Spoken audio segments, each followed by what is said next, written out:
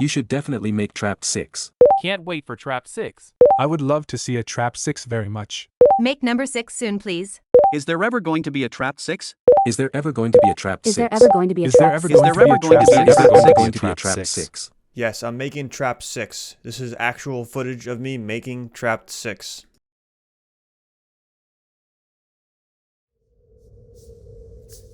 Hey everyone, this is the Trap 6 devlog number 1, and I want to dive right into GameMaker, right into the game, and show you what I've implemented so far.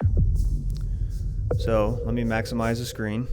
Hey there, I cover a lot of things in this video, so stick around to the very end if you want to see everything. I also encounter a very unexpected bug during the making of this video. And at the end of the video, I talk about content that's going to be in future devlogs. You can see here, the player is actually up here in the doorway. And when you're up in the doorway, the enemies will not chase you, they don't even know you're there, and you actually cannot set bombs or detonate bombs when you're in the doorway. So this is kind of like a safe area. As soon as I enter the room, they're going to start coming after me. Now here you can see I'm stuck, and this is kind of like why you would go back into the doorway. You really shouldn't get yourself into this position to begin with. Let's say I restart the game, I'll hit, on the keyboard I'll hit R. This is how the game actually starts for now. Obviously this is just a test room, but right now I'm using the keyboard. You can also use the gamepad. And I've implemented the bombs. You can drop the bombs. You can detonate the bombs. Now right now the player cannot be hurt by enemies or the bomb, so I don't have to worry about dying. But I can always hit R to restart.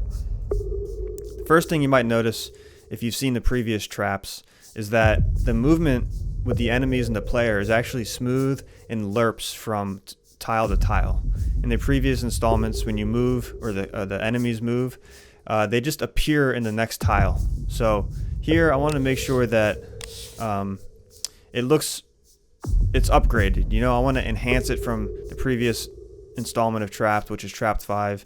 And instead of the enemies just appearing there, I want to make sure that they're lerping smoothly and it's, you know, somewhat animated. It's a cheap hack, but so far this is what I have. Also, when you move from room to room, that's also a smooth animation. Again, in the previous installments of Trapped, when you go from room to room, the room just appears there, and it actually had some loading problems back in the day, and that's probably how I implemented the game in Flash. So the way this smooth transition works is essentially taking a screenshot of the room you're leaving, and then it creates a sprite out of it, and then when you go into the new room, the camera starts off offset by one room length depending on which direction you're moving, and that sprite is just drawn next to the room, and everything is lerped over smoothly at the same time. The way I have the room set up in terms of a map is actually pretty interesting. So there can be over 900 rooms in the way I have it set up. Let me show you the map. So this is basically Excel, but it's the Apple version. It's called Numbers. And if I zoom out, I have this set up so the top left cell is 0, and then it goes all the way over to 31, and then it continues to count up as you go down to 1023. So that's just 32 squared. And this allows me to have this many rooms in the game if I wanted. That's going to be quite a bit, over 1,000. Trapped 5 was only 80 rooms, so I'm not going to be using all of these rooms. It just gives me a lot of room to play. If I zoom in, the first room in the game, so as of now, as I implement the game, is just room 208. And I can build upon this map here, just like in Trapped 5, except for I did it on paper. And this will allow me to stay organized and keep track of which rooms I'm using. And so when you move from room to room, the code just says, okay, hey, which direction am I moving? Is it up, down, left, or right? And if it's right, it's going to add 1 to the room. If it's left, it's going to subtract 1. If you're moving up, it's going to subtract 32. And if you're moving down, it's going to add 32. Of course, if you're at the very edge of the map, I won't even have doors that lead off of the edge, unless, actually I could make it so 6 will lead all the way back down to, for instance, 998 if you go up. That would be actually kind of cool. Or 800 if you go left could lead all the way back to the other side and go to 831. So that is something I could do. Also, I'm going to have portals and you know, stairways and whatnot that lead from whatever room I want to whatever other room.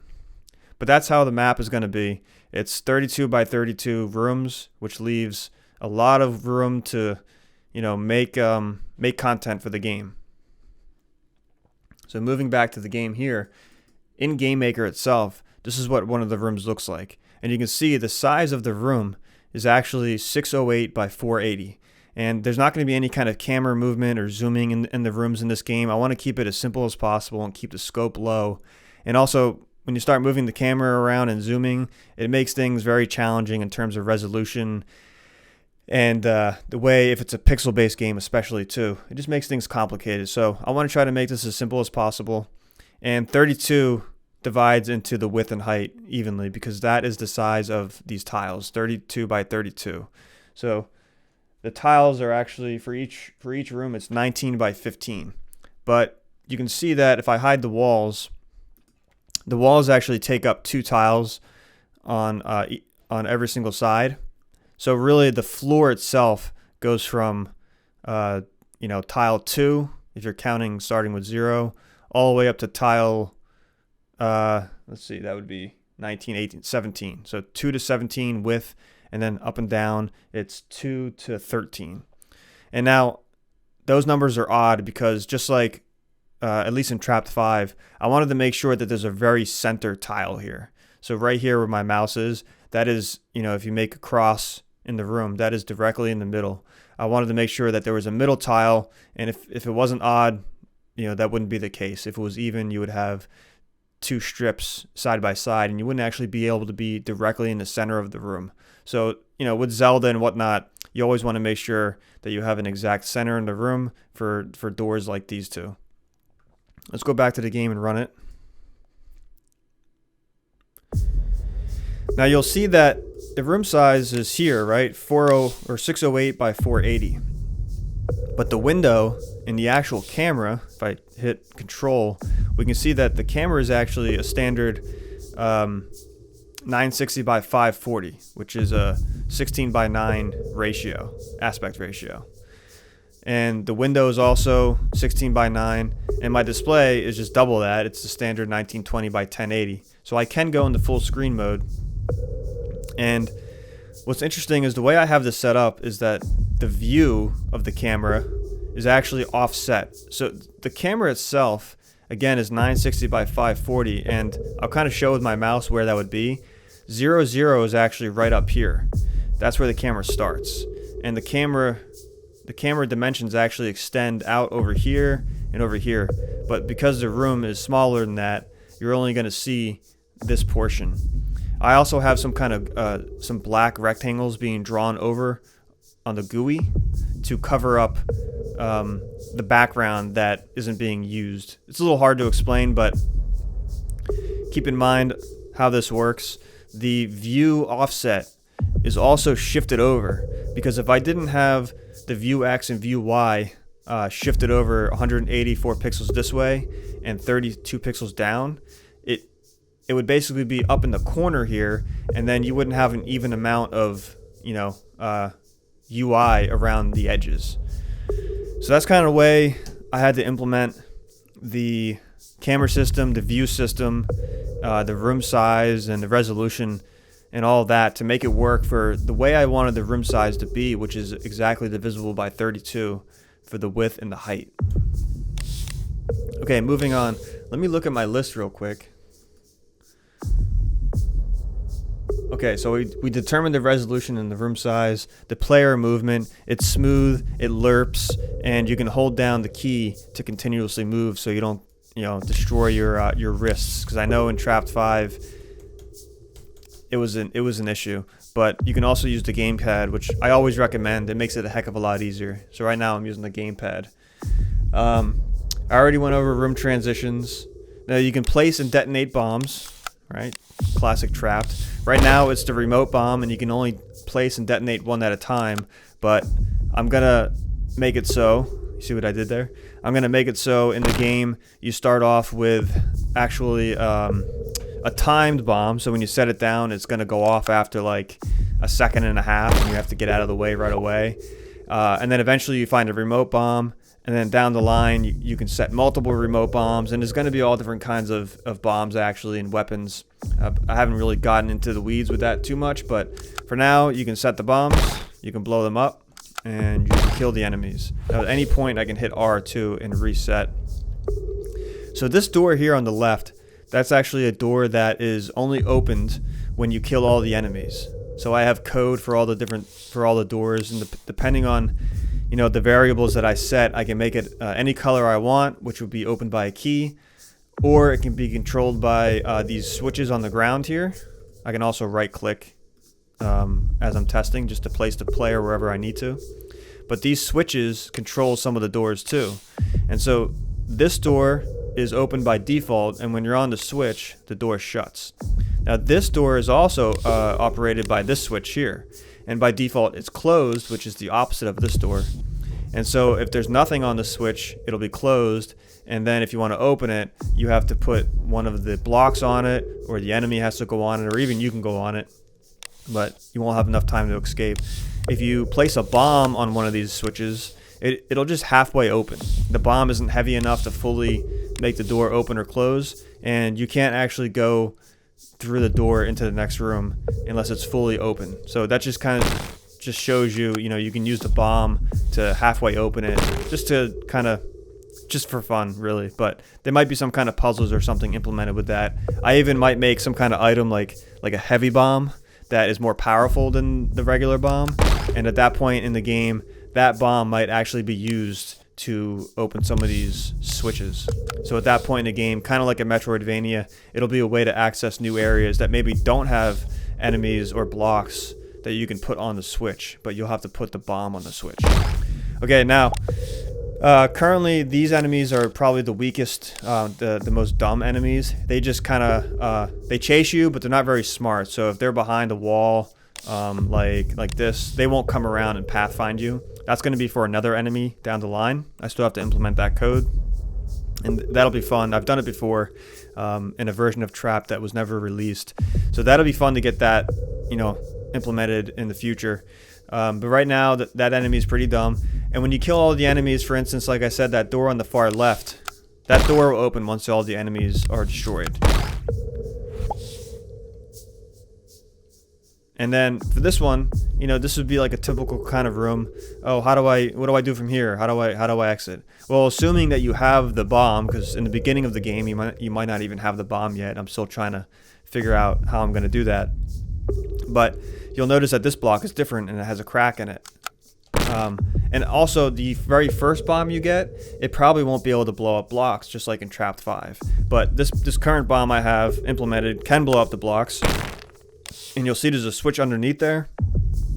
And so like this would be like a kind of a one of the first initial puzzle rooms. It's like, oh, how do I get out? You blow up that block, you see there's a switch, and then yeah, you can exit. Now this is just another test room that kind of shows how the walls can extend out into the middle of the room. I don't know if I really like how that looks.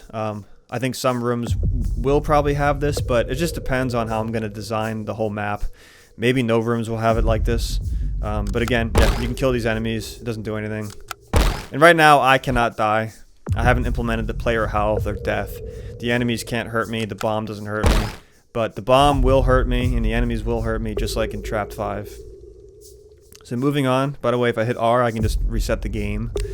If I try to go into a door, or I don't have the key yet. Let me maximize this.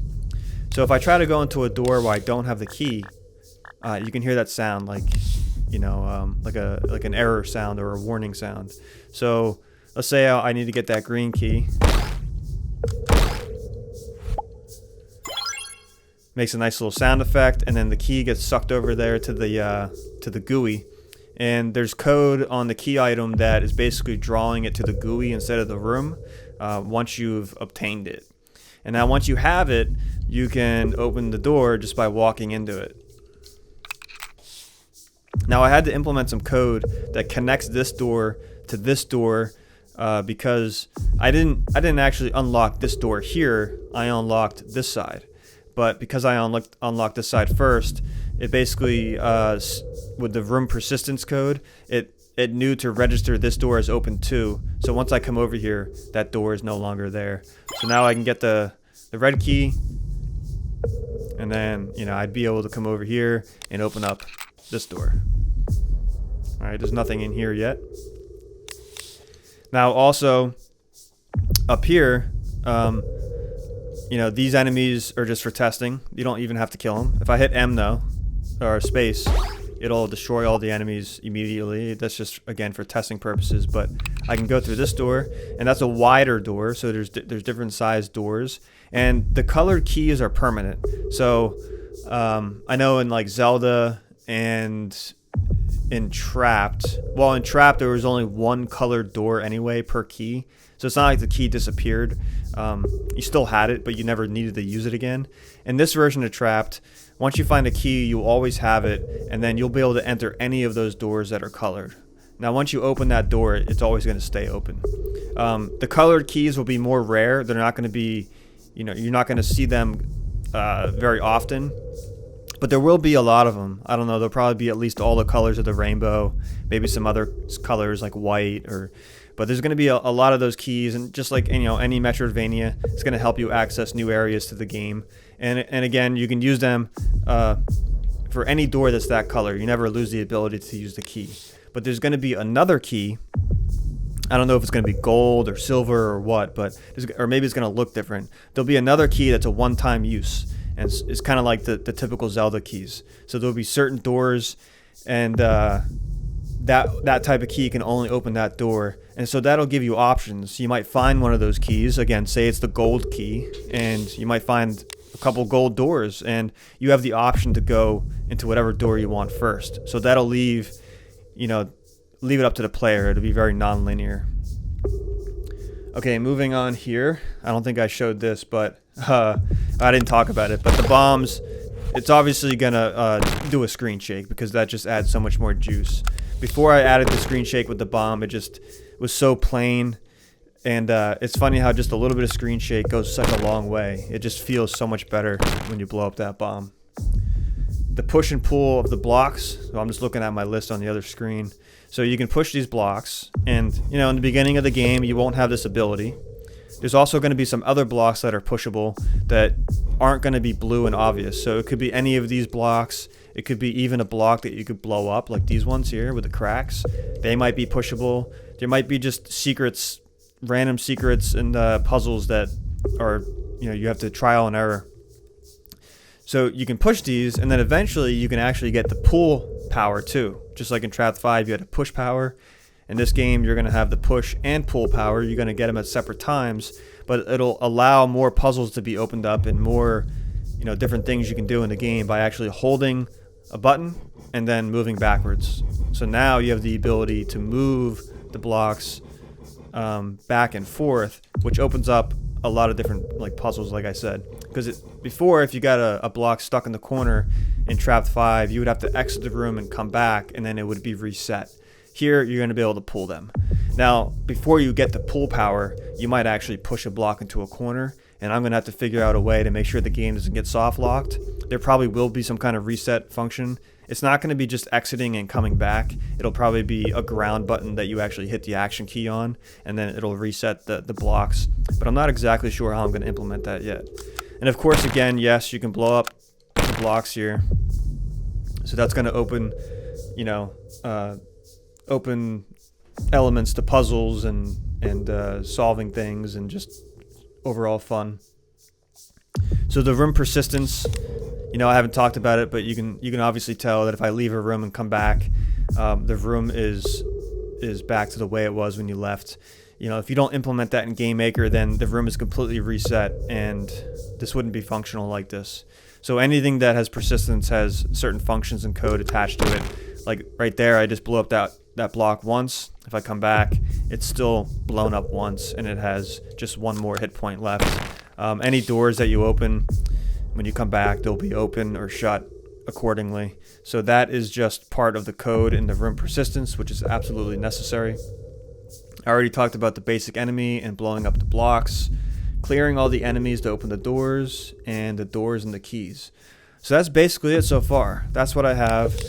It's very easy for me to make rooms. All I have to do is say copy and paste or duplicate an asset like this room, because it's pretty simple. I just duplicate this room in the GameMaker, and then I use the tile set to, actually let me just show you.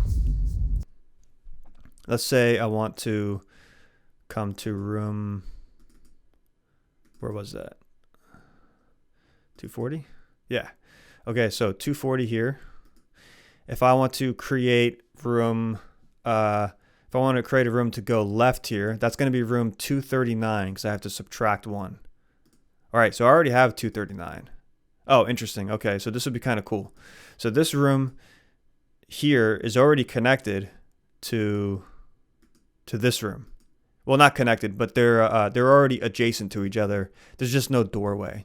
So I don't even have to duplicate a room, but basically all I would do is just duplicate a room, and then I would just cover up the door with the tiles. So if I wanted to start fresh here and I didn't want that door, then I would just select this one and just cover it up, and then I can put the door wherever I need to. Let me put that back, but I can go here and select this. So I'll put a door here, and then I got to get the sides of the door.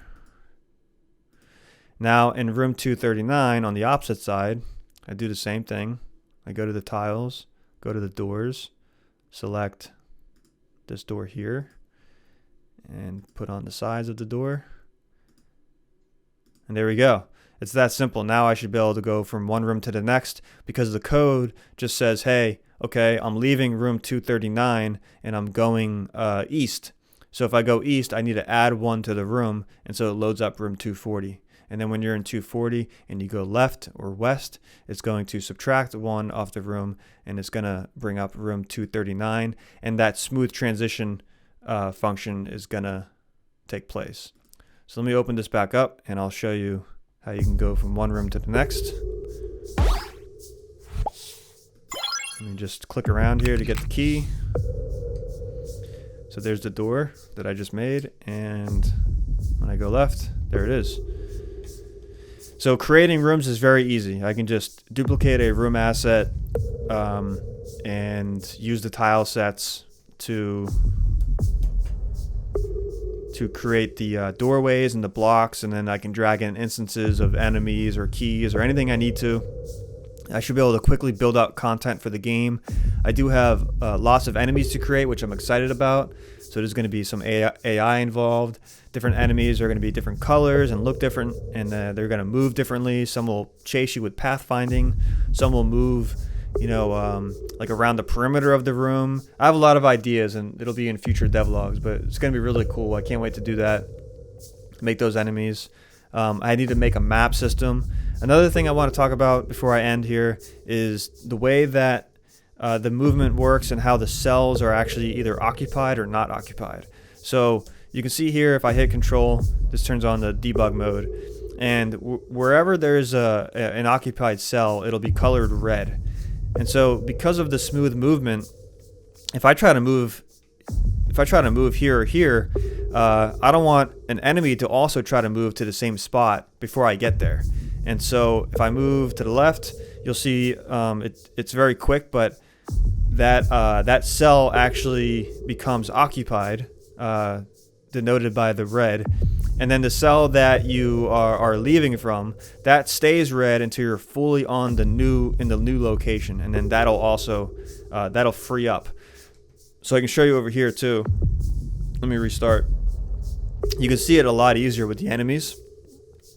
So when the enemies move, it's keeping track of which cell they came from and which cell that they're targeting, and it'll make sure that it's occupied cell, so no other entities can move into that cell as it's being animated.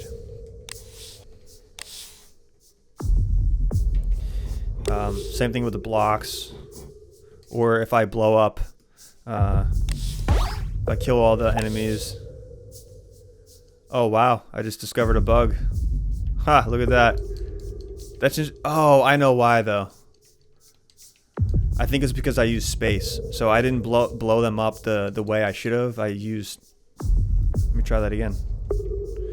So if I use space, I see why. So the reason that that's happening, and I can't move into the space because it still thinks it's occupied. The reason that that's happening is because they're being destroyed mid-movement. If they're still, let's say they're completely still like this, and then I hit space, you see that won't happen. But when I hit space, it killed them in the middle of them moving like that. Let me try something. Well, that's also very weird.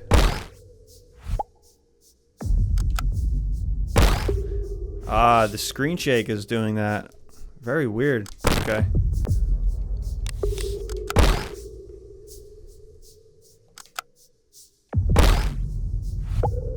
Yeah, so that's what's happening. When I hit space, if they're in the middle of moving and they die, that origination cell will not be become free.